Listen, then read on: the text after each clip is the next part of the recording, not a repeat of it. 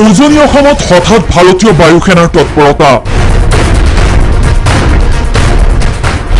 পুৱাৰে পৰা নিশা পৰ্যন্ত যুদ্ধ বিমানৰ কাণ তাল মৰা শব্দত আতংক।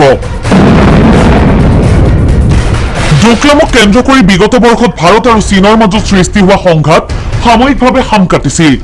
কিন্তু কেইদিনমান পূৰ্বে ভাৰতে সীমান্তৰ আছফিলা অঞ্চলত আগ্ৰাসন চলোৱা বুলি চীনে কৰা এক অভিযোগ আৰু তাৰ ঠিক পিছতেই অৰুণাচল প্ৰদেশৰ টুটিঙত চীনা সেনাই পথ নিৰ্মাণক কেন্দ্ৰ কৰি সীমান্তত বৃদ্ধি পাইছিল উত্তেজনা। তেনে সময়তেই উজনি অসমত হঠাতে ভাৰতীয় বায়ুসেনাৰ যুদ্ধ বিমানৰ তৎপৰতা। চীনা আগ্ৰাসন ৰুধিবলৈ কিন্তু ভাৰতীয় বায়ুসেনা বাহিনী ইতিমধ্যে সাজু, যাৰ বাবে যোৰহাটৰ ৰয়য়া বিমানবন্দৰত দেশৰ বিভিন্ন প্ৰান্তৰ বহু পাইলটে আহি দিনে নিশাই গ্ৰহণ কৰিছে প্ৰশিক্ষণ। উজনিৰ আকাশত বায়ুসেনাৰ জাগুৱাৰ সুখয়।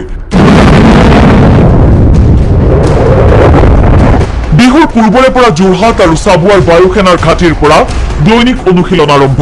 অৱশ্যে এয়া নিয়মমাফিক অনুশীলন বুলি উল্লেখ কৰিছে যোৰহাটৰ উপায়ুক্ত নাৰায়ণ কোঁৱৰে। এই ক্ষেত্ৰত আমাৰ এয়াৰফৰ্চৰ যি স্থানীয় প্ৰশাসন আছে তেখেতসকলে আমাৰ যি অৱগত কৰিছিলে সেই অনুসৰি তেখেতসকলে গগন শক্তি নামৰ এটা এক্সাৰচাইজ কৰি আছে।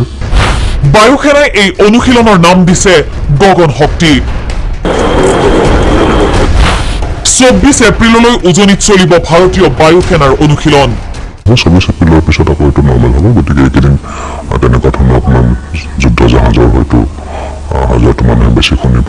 ডোকলামৰ পিছত অৰুণাচল সীমান্তৰ কিছু ভিতৰলৈ চীনা সেনা সোমাই অহা বুলি বাতৰি সম্প্ৰচাৰ হোৱাৰ পিছত উজনি অসমত বিশেষকৈ যি ভাৰতীয় বায়ুসেনাৰ যি যুদ্ধ জাহাজৰ আখৰা তাক লৈ কিন্তু উজনিৰ ৰাইজ কিছু পৰিমাণে আতংকিত হোৱাও পৰিলক্ষিত হৈছে। যোৰহাটৰ পৰা কেমেৰা পাৰ্চন